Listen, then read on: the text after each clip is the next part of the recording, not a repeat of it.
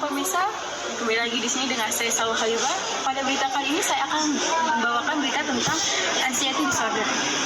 Anxiety disorder adalah gangguan suasana perasaan seperti depresi dan bila tidak disegera diatasi maka berpotensi buruk seiring berjalannya waktu. Pada kali ini saya akan mewawancarai narasumber yang mengalami anxiety disorder. Ya, saya di sini sudah bersama narasumbernya. Perkenalan siapa? Pak? Bumi. Oh. Bisa dijelaskan Pak penyakit yang Bapak alami? Penyakit sebenarnya sih saya nggak punya keluarga yang menyatakan itu sebagai penyakit. Jadi saya itu penyintas anxiety disorder. Oke. Kalau boleh tahu gejala awal yang Bapak rasain itu? Gangguan lambung, bahkan sampai panic attack itu seperti orang kehilangan diri sendiri, napas pendek, ngos-ngosan, seperti orang mau mencair lah, mau mandi gitu rasanya. Terus yang Bapak rasakan penyebab dari penyakit itu apa sih penyebabnya? Yang membuat Bapak merasakan anxiety tersebut? Itu dari pola hidup sih, pola hidup sama stres berlebih. Jadi pola hidup yang berantakan, dari tidur nggak cukup, telat makan, jarang olahraga, bahkan tingkat stres yang berlebih itu saya tingkat anxiety disorder yang nggak saya tangani secara tepat pada saat itu, jadi mengakibatkan saya menyintas anxiety disorder. Seingat Bapak itu kapan pertama kali Bapak merasakan itu? Pertama kali panic attack yang di Maret tahun 2019 tuh saya hampir lupa tuh. Nah, panic attack terparah itu saya rasakan 2 kali lipat itu di yang paling parah di menurut saya di bulan Juni kemarin 2023 di tahun ini itu saya parah. Terima kasih Pak Ulian waktunya. Selamat siang pemirsa, kembali di sini dengan saya Salwa Habibah. Pada hari ini saya sedang berada di kampus Universitas Negeri Jakarta. Jadi saya sedang berada di Gedung Bung Hatta yang hari ini di aulanya sedang ada acara sosial kultur yang diadakan oleh BEM Prodi Pendidikan IPS.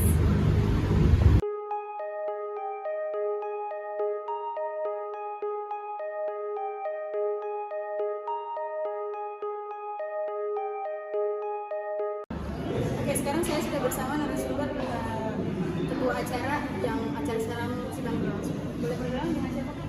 Halo, saya Dinda. Kalau boleh tahu acara apa sih Pak yang sedang berlangsung?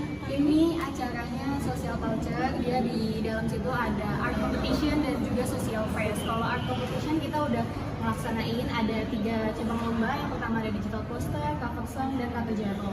Terus yang baru kakak saksikan tadi itu adalah social fest. Ada penampilan dari band dan juga DJ. Kalau acara seperti ini setiap tahun dilaksanakan atau ada momen tertentu aja buat dilaksanakan? Kalau untuk social culture sendiri karena kita dalam proker ya, jadi tiap tahun itu ada. Dan sekarang itu udah tahun ke-7 Kak, jadi volume 7 gitu. Oke, kalau buat persiapannya itu gimana sih Kak? Kalau persiapan acara, tentunya kita punya konsep yang harus kita ambil tentuin tema, terus tentuin tanggal, tentuin waktu, tentuin perlengkapan apa aja yang harus kita gunakan, yang harus kita siapkan, terus juga GS-nya dan lombanya gitu. Jadi persiapannya cukup panjang, makanya kita membutuhkan waktu sekitar 6 bulan. Kalau buat tempat kapan hari ini di aula, biasanya tuh di aula sini aja atau bisa di tempat lain? Oke, kalau di UNJ sendiri kan kebetulan ada banyak aula ya, dan kebetulan yang hari ini kayak dia hanya aula ini, jadi kita pakai aula ini. Tapi kalau misalkan program kerja lain yang kayak sedikit audiensnya, mungkin kita bisa pakai kelas, dan itu fleksibel aja sih sesuai dari program kerja itu sendiri. Terima kasih Kak atas waktunya. Terima kasih. Selamat siang pemirsa, kembali lagi dengan saya Salwa Habibah.